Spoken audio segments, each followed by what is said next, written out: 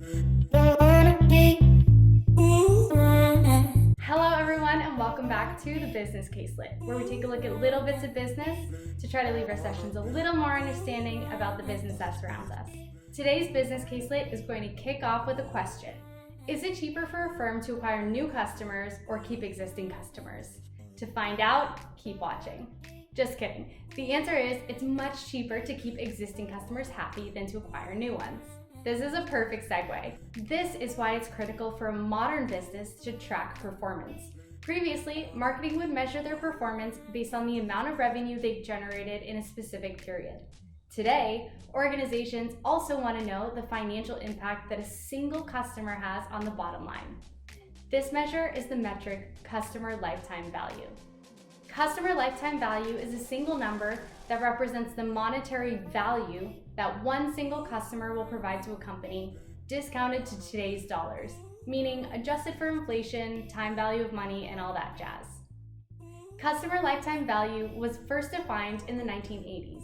It has since become one of the main ways marketeers both monitor performance and, in some organizations, is a key metric in how they themselves are evaluated. CLV is thus clearly an important metric to understand. Today, we're going to walk through the key metric behind CLV, how to calculate it, with an example of course, and finally, we'll close it out with a few implications of what this can mean for business. First, let's dive in with the key metrics behind CLV. These metrics are the lifetime expectancy of the customer, i.e. the length of the relationship, the retention rate, meaning how many years a customer will remain doing business with a company in its entirety, the cost of acquisition, or how much it costs the company to acquire the customer, the net profit per year, or how much the company makes on the customer per year, the discount rate of free cash flows the customer creates. Yes, we're talking about time value of money. And finally, the metric we're all waiting for when we add them all up together and get CLV. Great, now let's elaborate on each of these while walking through an example. First, we need to calculate the customer's lifetime expectancy of doing business with the firm. This is calculated by using the following formula. 1 over 1 minus the customer retention rate. Let's walk through an example. If the customer retention rate is 0.75, what is the lifetime expectancy of the customer? Go ahead and pause the video if you want to take a moment to calculate. Okay, here's the answer. To get through this problem, we'll set up the equation as 1 divided by 1 minus 0.75. We then get 1 over 0.25, or 1 over a fourth. And after we do some quick marketing math, we reach the final answer, which is 4 years. Second, we need to calculate the cost of acquisition. This will be the average marketing cost the company spends to acquire a single new customer. Third, we need to calculate the net profit per year for the entire customer lifetime. Later on, we'll put these metrics into NPV terms and end up combining them, but we'll keep them separate for now. To get to these annual metrics, we will add up all the profits and subtract all the acquisition or retention costs. This will leave us with net profits per year. A quick example is if you profit $100 in year 3, but spend $25 to retain a customer that year, meaning the marketing promotions and so on, the net profit for that year is $75. Still with me? Okay, good. Next, we've got to calculate the present value of net profit per year. We can do this by first figuring out each year's discount factor, and then multiplying it by the net profit per year that we just calculated.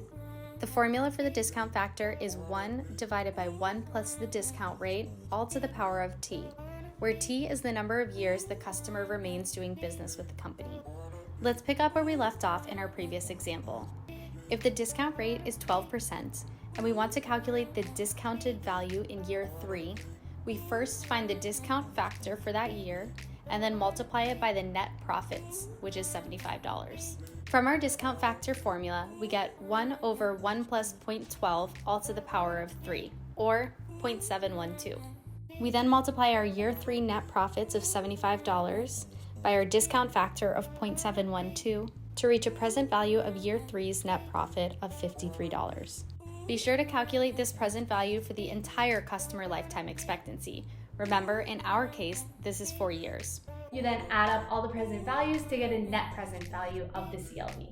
That's it. It's a little complicated, but once you break it down, it's totally manageable. As you can see, going through this exercise, a company has a few levers they can pull when trying to improve a customer's CLV.